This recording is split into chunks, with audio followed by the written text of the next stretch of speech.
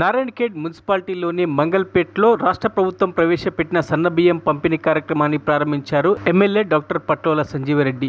ఈ సందర్భంగా వారు మాట్లాడుతూ దేశంలో ఏ పార్టీ ఆలోచించని విధంగా మొదటిసారి తెలంగాణ రాష్ట్రంలో సీఎం రేవంత్ రెడ్డి చొరవతో ఈ పథకం ప్రారంభించడం జరిగిందని, ఇది పేదలకు వరమన్నారు। ప్రతి ఒక్కరికి 6 కిలోల చొప్పున సన్నబియ్యం పంపిణీ చేస్తామన్నారు। ఎన్ని అవాంతరాలు ఎదురైనా ఇచ్చిన హామీలన్నీ ఒక్కొక్కటిగా నెరవేరుస్తామన్నారు। ఈ కార్యక్రమంలో నారాయణఖేడ్ మున్సిపల్ మాజీ చైర్మన్ ఆనంద్ స్వరూప్ షెట్కర్, మాజీ వైస్ చైర్మన్ దారం శంకర్, మాజీ కౌన్సిలర్ నర్సింలు, హనుమన్లు, వినోద్ పటేల్, పండిరిరెడ్డి, సత్యం, నర్సింలు, మోహన్ గౌడ్, అశోక్ గౌడ్ తదితరులు పాల్గొన్నారు।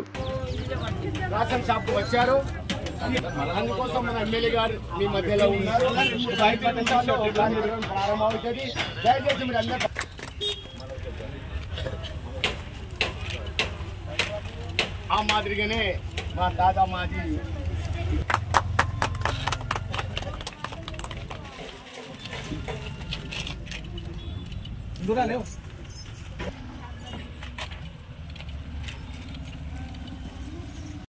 చెప్పి కొంత మట్టుకు అది కూడా 80% మట్టుకు కంప్లీట్ అయింది।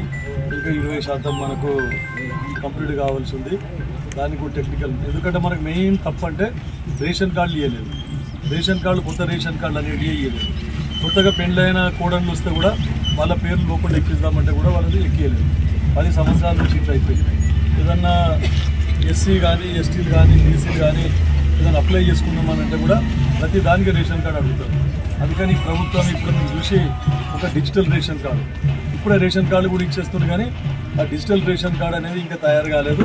కాబట్టి పకడ్బందీగా డిజిటల్ రేషన్ కార్డు తయారు చేస్తున్నారు, కానీ అప్పటి వరకు ఆలస్యం అవుతుంది అని చెప్పి ఈ సన్న బియ్యం కార్యక్రమం కూడా మీరు చూస్తున్నారు। దొడ్డు బియ్యం అందరు తినకుండా యువలకో ఓలకు అమ్ముకుంటున్నారు కొంతమంది। ఆ పూర్తి గరీబ్ వాళ్ళు అన్నీ తింటున్నారు।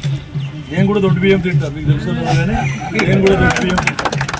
దొడ్డు బియ్యం అంటే మంచిగా ఉంటాయని చెప్పి దొడ్డు బియ్యం, కాకపోతే ఉండగానే తినాలి। అప్పటికి సాయంత్రం వచ్చి తింటాం మేము ఒంటి పెట్టుకుని పోతున్నా అంటే చేసుకుంటాం। వాళ్ళు ఫస్ట్ అదే అడిగినారు, నూక ఎక్కున్నది అని అంటే నూక ఎక్కువ ఉన్నదని చెప్పేసి వాళ్ళు కూడా చెప్పింది గవర్నమెంట్, లేదు సార్ మధ్యాహ్న భోజన పథకంకు నూక తక్కువ, దీనికి కొంచెం నూక ఎక్కువైనా సరే రైస్ మిల్ల దగ్గరికి కొనుక్కుంటున్నాము। కానీ ఇంకో రైస్ మిల్లు ఏం చేస్తున్నారంటే రొట్టె చేసి కూడా మళ్ళీ ఇస్తున్నారంట ఇట్లా గవర్నమెంట్, అట్లా అవన్నీ పకడ్బందీగా చూడాలని చెప్పినాం।